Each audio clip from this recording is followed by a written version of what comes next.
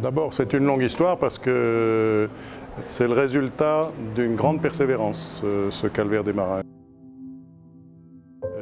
Ceux qui l'ont pensé, ils y ont pensé il y a déjà une vingtaine d'années. C'était dans la tête et de l'artiste Nicolas Alquin et de Gilbert Delaine et de bien d'autres depuis longtemps. 1989, donc il y a 27 ans, j'ai été invité par le musée d'art contemporain de Dunkerque pour faire une grande exposition. Et à la fin de cette exposition, M. Gilbert Delaine, donc, qui était le père du musée d'art contemporain, me dit que ça serait bien que vous fassiez un calvaire marin à l'entrée du port parce qu'il n'y en a pas. C'est la seule grande ville de la côte atlantique qui n'a pas de calvaire marin. Et au bout de quelques jours, très rapidement, l'idée a jailli. C'est assez simple comme principe. C'est un livre ouvert avec une barque dedans ou une mandorle. Avec un homme au bras tendu et pendu dans cette mandorle. Alors bien sûr, les chrétiens y voient le visage du Christ en croix et d'autres peuvent y voir un homme, l'humanité, qui est là à l'entrée du port de Dunkerque et qui accueille tout visiteur, tout bateau qui entre dans le port. Ça parle à la fois du Christ dans sa mandorle et aussi du marin pêcheur qui n'a plus d'embarcation parce que ça c'est un vide et qui se retrouve seul dans la mer. De cette situation terrible, on a essayé de faire un signe d'espoir. Je voulais donc quelque chose de simple, de grand et qui a un message suffisamment fort pour être compris immédiatement. J'avais besoin aussi que ce calvaire marin puisse parler à tous ceux qui le verraient, qu'ils soient chrétiens ou non. Donc c'est pour ça que c'est d'abord un homme seul et avec toute la difficulté que peut rencontrer un marin quand tout d'un coup il est seul, livré face aux éléments. La sémantique en fait, de cette sculpture s'est chargée au fil des années d'énormément de symboles. On a eu l'énorme chance d'avoir un site symbolique très très fort, c'est-à-dire c'est à l'endroit où l'armée anglaise a pu rembarquer en juin 1940 grâce au sacrifice d'une grande partie de l'armée française. Donc c'est un endroit extrêmement émouvant. Alors c'est devenu un petit peu aussi le symbole de Dunkirk Spirit, comme disent les Anglais, c'est-à-dire quand tout est perdu, il y a encore de l'espoir, si on se rassemble, si on est fort.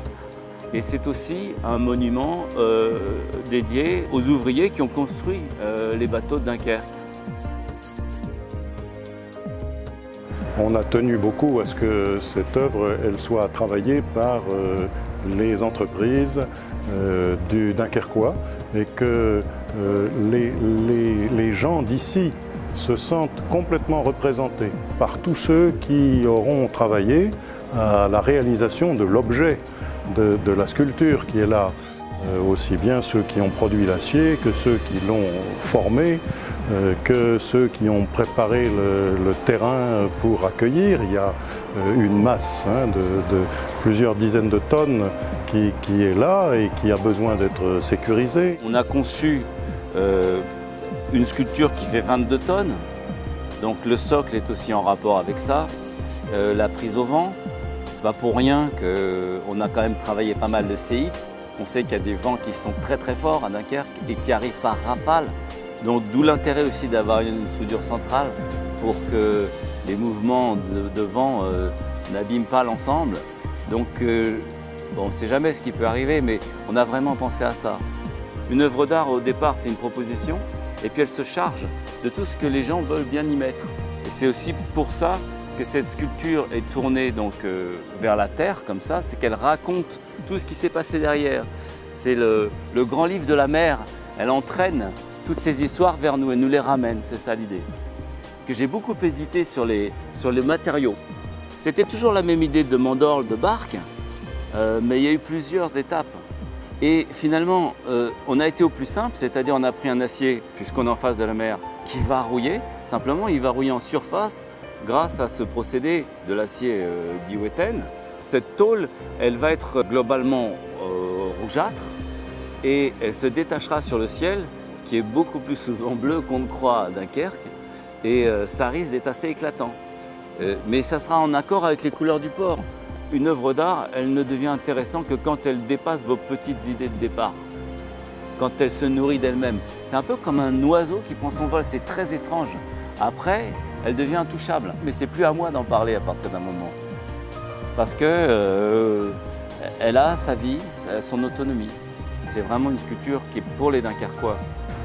Ce Christ, pour moi, eh bien, il est là à l'entrée de ce port et il garde la ville et il montre la ville et il montre les relations entre une ville et la mer et donc les relations entre une ville et le monde entier. Elle a pris tout son temps. C'est Valéry qui disait ça, hein, le temps ignore ce qui se fait sans lui. Je crois que là, 27 ans, on a respecté la parole de M. Paul Valéry.